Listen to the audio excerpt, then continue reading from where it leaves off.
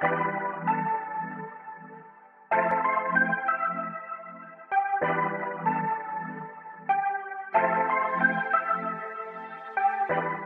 you can see I'm using a 3/4 inch curling iron from Unite. This is the 3-in-1 curling wand from Unite.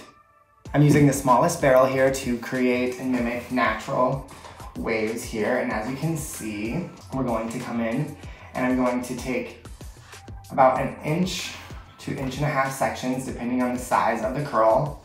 The smaller the section, the smaller the curl.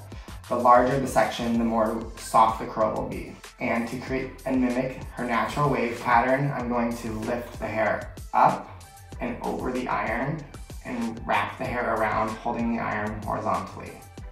Make sure to wrap the ends for a natural curly look.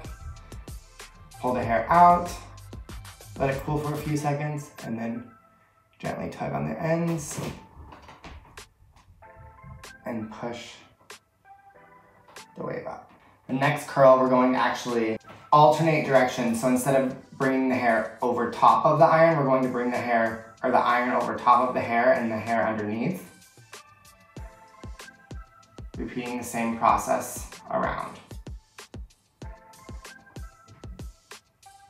My last curling tip is to alternate directions, not only while you're creating the curls, but alternate directions while you're curling. So start and curl the hair over top of the iron, and then halfway through, you can pull the iron out and bring the hair underneath.